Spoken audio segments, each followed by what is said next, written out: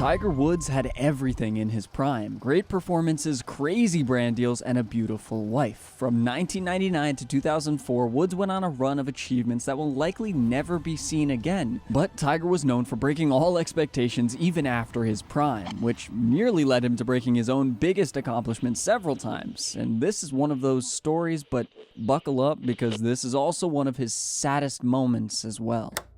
Going into the 2006 PGA Tour season, Tiger Woods was seemingly back to his very best. After 3 rocky years in a row where he went 0-10 in majors from 2002 to 2004, Tiger and swing instructor Hank Haney had finally come to grips with a swing change they could be happy with for the time being, and it showed. Tiger's 2005 had ended in absolutely ridiculous fashion, as he won the Masters and the Open Championship and was just 4 strokes in total away from winning both the US Open and the PGA Championship that year. He had been close to a Grand Slam before, but now he, for the first time really, but as we go on to know, not for the last time, crawled his way out from the trenches to establish himself above everyone else when he was playing his best golf. And he flew into 2006 with that form, winning the Buick Invitational in January. Fast forwarding to March, and Tiger was accepting yet another trophy for a championship at Doral, putting him in prime position to take the Players' Championship on later that month. But this is where I think everything started to unravel for him. See, Tiger's father, Earl Woods, the man who more or less built Tiger into the robot he was, had been fighting cancer for years. Now, his father's illness hadn't affected Tiger's performances before, as Tiger won the Masters in 2005 for the first time without his father there due to his illness, but by 2006, Earl was just getting much worse, and that finally began affecting the way Tiger was playing. When Dad was sick, he really said some pretty outlandish things, but I took it personal. Apparently, there was some sort of fight between Tiger and his father, and that created a lot of animosity between the two, severing their relationship and hurting Tiger's performances going through the year. In March, Tiger placed 20 at Bay Hill and followed it with a 22nd placed at the Players. Combined with a withdrawal earlier in the year, the signs were beginning to show that something was off for Tiger, even if he had won twice already that year. And that all led to the 2006 Masters, the chance for him to recover his form, show everyone that the same prime Tiger that we had all seen and loved once was back, but it wasn't so easy for Woods that week. Tiger was able to play safe golf for the first 3 rounds, going into Sunday at 2 under, just 2 strokes back of the lead. The truth is, he had never come back from behind to win a major before, only ever leading from the front and usually dominating the field from there. But with the chaotic conditions that week, I'm sure a lot of people were expecting a big run from Tiger, and on Sunday, he put himself in prime position to do that. However, honestly, he played lamely relative to what I'm sure everyone expected. He striked the ball the best he had ever at Augusta, but could not putt for anything. It could have very easily been a different story, but his play on the greens was about as bad as it had ever been. Tiger missed 2 eagle putts from within 10 feet, 3 putted 3 times, and missed 3 birdie putts all on the front 9 on Sunday. After the round, Tiger said to a reporter, "I felt so much control on my ball from tee to green. It's the best I've hit it in years, but I absolutely lost out there on the greens." He ended that day with a few words about his father probably not being happy with how he putted from watching him on TV, and from there I'm sure his loss by just 2 strokes took the news over. But it's in that conversation, in those words about his father, that offers us a little bit more insight into what was actually going on in the mind of the great Tiger Woods at the time. He was my best friend, and you know, having your best friend be your father is a very unique thing. If we look deeper into the relationship between Earl and Tiger, it hasn't always been the best. Tiger clearly idolizes his father and appreciates everything he did for him from what he says about him today, but the truth is, his parents were always incredibly hard on him. That family had this idea of what Tiger would become, and they would not let him divert from that plan, even if some of his choices could have been very healthy for him. When he had a girlfriend through high school and college, he allegedly escaped to her house often where he could relax because of all the chaos there. But when Tiger one day left college early without telling his parents to see his girlfriend, they were outraged and made him put a stop to it. That girl was just too much of a risk for them. Them having kids at that young of an age was not in Tiger's parents' plans for the young man, and so Woods had to do what his parents told him, even though he was 19 years old. The way they raised him deserves a video in and of itself, but the main takeaway here is that Tiger was relatively sheltered as a kid, and his parents alongside the game of golf were his world. But now, Tiger Woods lost part of that world. On May 3rd, 2006, Earl Woods passed away at the age of 74,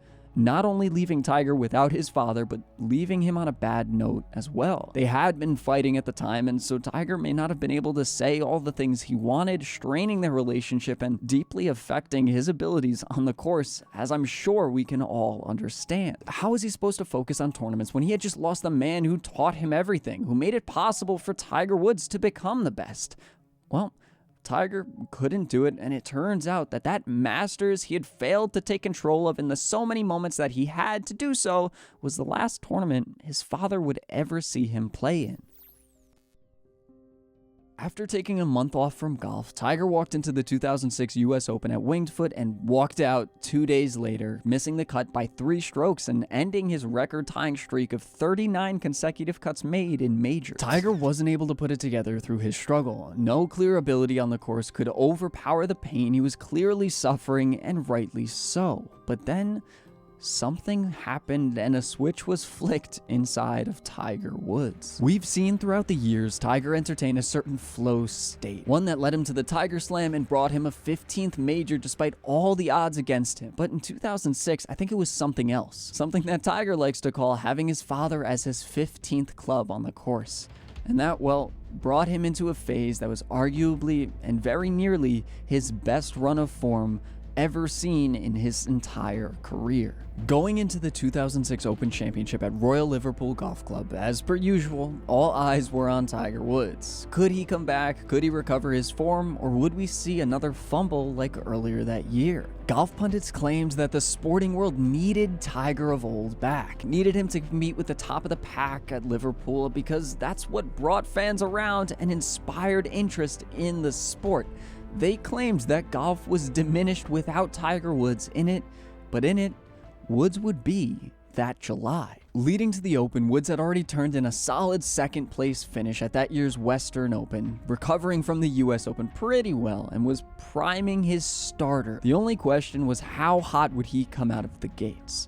Thursday, 67. With a very strong field, all putting in good performances, Tiger dropped a 5-under score that put him in second place and reassured everyone that Tiger could play great golf again. But this time, his great golf looked a little bit different than it used to. For years, Woods had led to the great lengthening of golf courses to combat his massive length off the tee, but at the Open this year, his game took on a whole new image. He dropped his driver and chose to play different as the fiery fairways were seeing balls roll 350 yards into no man's land. Tiger would need his elite ball striking that we had seen at the Masters earlier that year, just hopefully he would putt well on top of it. Friday, 7 under 65. Tiger Woods was now leading the pack, and that stat of him never losing a major after leading for 36 holes was looming over his head yet again. With Ernie Els, Chris DeMarco, and a whole host of others hanging just a few shots back, well, Woods would have to be the very best Tiger to finish off the field that week. Saturday, 71. A tamer round from Tiger Saturday saw Sergio Garcia, Els, and DeMarco fall into a tie for second, just 1 stroke behind Woods. Viewers from all over clung to their seats because Tiger had failed to put the competition away, and his record seems to be on the brink. After all, with what he had to deal with earlier that year, anything could happen to him. But as the sun set on Sunday, Tiger Woods slammed his head into the shoulder of caddy Steve Williams as he celebrated his 2-stroke victory after a clean round of 67. There he earned himself his 11th major title under incredible circumstances with a different game plan than the norm, and man was he elite while doing it. He led the tournament with 86% of fairways hit and was second with 81% of greens in regulation. Tiger Woods held off frustration through countless crowd distractions as they all wanted a picture of Woods winning again, leading to some pretty funny clips of Williams yelling at them. But Tiger did it, and did it for his father. Go watch the final putt if you don't know what I'm talking about. But this was all just the beginning of the true insanity of near golf perfection that was yet to come that year. 2 weeks later, Tiger competed in the Buick Open, which he won at 24 under, placing him in prime position to be prepped for the PGA Championship. Thursday, 69. Nice. Tiger was in solid position, not the leader by any means, but it was a safe position to be in nonetheless. Friday, 68. With a bogey-free second round, Tiger was sailing, playing clean golf, and sitting just one stroke back of the lead, which he would take on Saturday. 7 under 65. That day, Tiger matched the course record and gaining himself the share of the lead while he was at it and the ability to go into Sunday just like he had so many times before and run away with it, which is exactly what happened. Sunday, 68. After yet another incredibly clean round of golf, Tiger easily saw off the rest of the pack, finishing 5 strokes ahead of the next best and lifting his second consecutive major trophy while quietly shooting the then second lowest score in a major to his 2000 Open victory at St. Andrews. That week, he only had 3 bogeys, and pundits were watching him play in awe. Seeing Tiger win now was like deja vu to what they had seen when he put in the single greatest performance during the Tiger Slam and was leading many people to think he was swinging it or at least competing better than he ever was. Managing majors was his specialty, but Tiger went on to dominate everything else for the rest of the year as well. Tiger competed in 4 more tournaments to round out 2006, all of which he won, bringing his purse total to nearly $10 million in a year where he faced his biggest hurdle of his career up to that point and walking away with 2 major victories while he was at it. Tiger was just 2 strokes and a morning-filled cut away from winning the Grand Slam that year. Sure, that's a lot to ask for, but it just goes to show you how good he truly was then, even with everything going on. And if we zoom out a little bit more, it gets even more impressive. Throughout 2007, Tiger won 7 official tour events while competing in 16. He also won the PGA Championship, came second in the Masters by 1 stroke, and second in the US Open by another 1 stroke. Now, if we zoom out to the 2005, 2006, and 2007 season, everything gets really ridiculous for Tiger's stats. His 2005 Masters win started a ridiculous streak. In the 2005 US Open, he lost by 2 strokes. Then in the 2005 Open Championship, he won. The 2005 PGA Championship, he lost by 2 strokes. In the 2006 Masters, he did the same. But then when he was mourning his father, he was cut from the US Open that year. However, he came back, as we know, winning the Open Championship and the PGA Championship that year. In the 2007 Masters, he lost by 1 stroke. And then in the 2007 US Open, again, he lost by 1 stroke. That means that Tiger was just 8 strokes and 1 tragedy-filled tournament away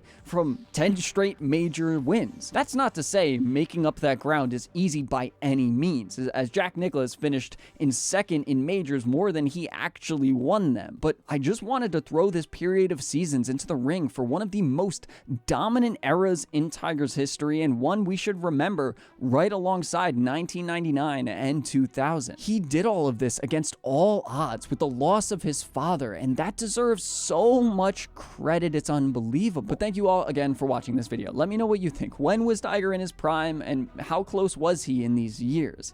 If you enjoyed watching this video, check out this one about that other prime of Tiger's, or check out this one about the rapid history of the PGA Tour. Rapid because I talk incredibly fast in it. But thank you for watching, and I'll see you in the next one. Peace.